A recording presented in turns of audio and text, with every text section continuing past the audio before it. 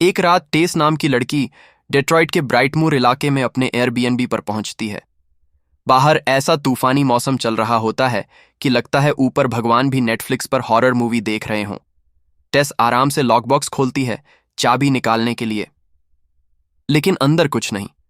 वो तुरंत booking agent को कॉल करती है, लेकिन उधर से सिर्फ वॉइस मेल। उसी समय उसे दिखता है कि घर के अंदर लाइट जल रही है। अब इमेजिन करो, तुमने घर बुक किया हो और अंदर पहले से कोई रह रहा हो। सीधे दिल बोलता है, भाई आज तो किडनी गई। टेस डरते डरते डोरबेल बजाती है और दरवाजा खोलता है एक आदमी, कीट। कीट भी उतना ही कंफ्यूज्ड होता है।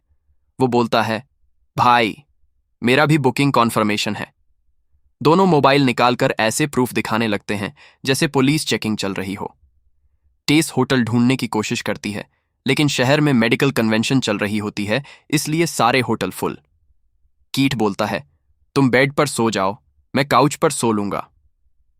अब हॉरर मूवी में कोई आदमी इतना शरीफ निकले तो वहीं समझ जाना चाहिए कि आगे भूत, चुड़ैल, टैक्स डिपार्टमेंट कुछ भी आ सकता है। टेस सीक्रेटली उसकी आईडी की फोटो भी ले लेती है। मतलब लड़की स्मार्ट थी। आजकल ट्रस्ट करने से पहले लोग आधार स्कैन करते हैं। फिर दोनों वाइन पीते हुए बातें करने लगते हैं। कीट सरप्राइजिंगली अच्छा आदमी निकलता है।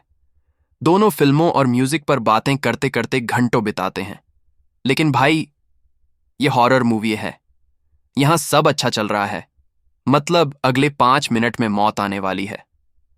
रात में टेस अचानक उठती है क्योंकि बेडरूम का दरवाजा खुला होता है। उसे लगता है कीट अंदर आया होगा। नीचे जाती है तो देखती है भाई साहब काउच पर ऐसे सो रहे हैं जैसे जेसीबी का इंजन चालू हो। टेस वापस जाकर दरवाजा लॉक कर लेती है। सुबह कीट नोट छोड़कर चला जाता है और टेस बाहर निकलती है। अब डेलाइट में उसे पता चलता है कि पूरा नेबरहुड बर्बाद पड़ा है। हर घर टूटा फूटा, सिर्फ यही घर ठीक। मतलब पूरा एरिया ऐसा लग रहा था जैसे पबजी का लास्ट जोन। टेस इंटरव्यू देने कैफे जाती है। वहां डॉक्यूमेंट्री फिल्म मेकर कैथरीन उसे सुनकर शॉक हो जाती है कि वो उस इलाके में रह रही है। वो कहती है, बहन वहां लोग घर नहीं लेते, टेटनस लेते हैं। जब टेस वापस आती है तो एक होमलेस आदमी ऑन्ड्रे उसे दूर से देखकर चिल्लाने लगता है, भाग जाओ यहां से। अब नॉर्मल इंसान होता तो उसी समय ऊबर बुलाकर निकल जाता, लेकिन हॉरर मूवी कैरेक्टर्स का आईक्यू वाईफाई सिग्नल से भी कमजोर होता है। टेस घर में घुस जाती है। फिर उसे बाथरूम में टॉयलेट पेपर नहीं मिलता।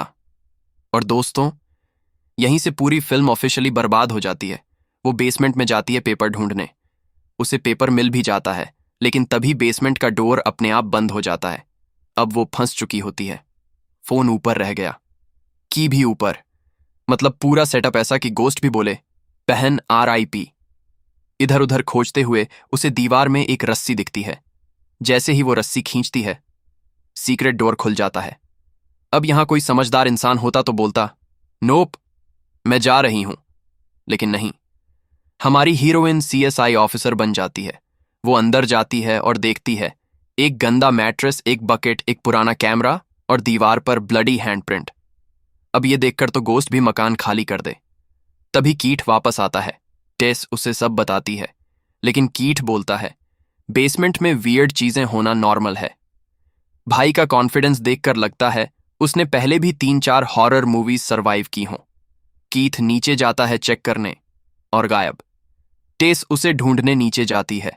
उसे टनल मिलती है, फिर केजेस मिलते हैं, फिर क्रीपी आवाजें, और तभी अचानक एक नंगी लंबी डरावनी मॉन्स्टर लेडी आती है और कीट का सिर दीवार पर ऐसे पटकती है जैसे नारियल फोड़ रही हो।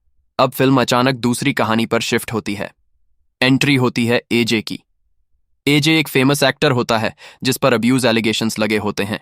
करियर खत्म, हॉलीवुड ने बाहर निकाल दिया। भाई बीच पर बैठकर सैड म्यूजिक वाला हीरो बना हुआ होता है। फिर उसे पता चलता है कि डिट्रॉइट वाला घर उसका है। वो घर बेचने आता है। घर पहुंचते ही उसे बेसमेंट में सीक्रेट एरिया मिलता है और नॉर्मल इंसान डर जाता, लेकिन AJ एक्साइटेड हो जाता है। वो गूगल करने लगता है। अंडरग्राउंड बेसमेंट से प्रॉपर्टी वैल्यू कितनी बढ़ती हैं। भाई को ब्लडी रूम देखकर भी बस रियल एस्टेट याद आ रहा था। फिर वो टनल में और अंदर जाता है। एक क्रीपी रूम मिलता है जिसमें टीवी पर एक माँ बेबी को दूध पिला रही होती है। अचानक टेप खींचने लगती है और पीछे से मॉन्स्टर आ जाती है। एजे ऐसे भागता है जैसे एग्जाम हॉल में प्रिंसिपल ने चीट पकड़ ली हो, लेकिन वो होल में गिर जाता है। वहां उसे टेस मिलती है। अब फ्लैशबैक में पता चलता है कि 1980s में फ्रैंक नाम का बूढ़ा सीरियल किडनैपर इस घर में रहता था। वो महिलाओं को किडनैप करके बेसमेंट में रखता था, फिर जनरेशंस तक हॉरिबल चीजें करता रहा, और उसी वजह से ये मॉन्स्टर पैदा हुई।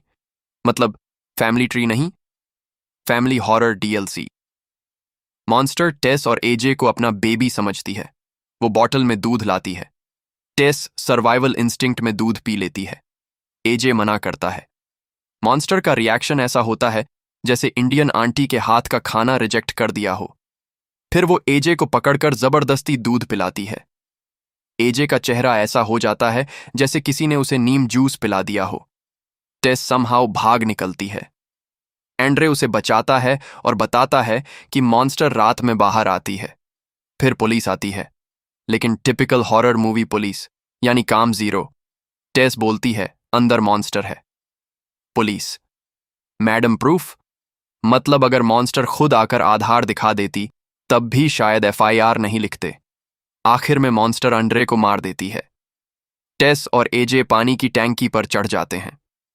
अब यहां एजे बोलता है कि वो अच्छा इंसान बनना चाहता है, और अगले ही सेकंड टेस को नीचे फेंक देता है अपनी जान बचाने के लिए।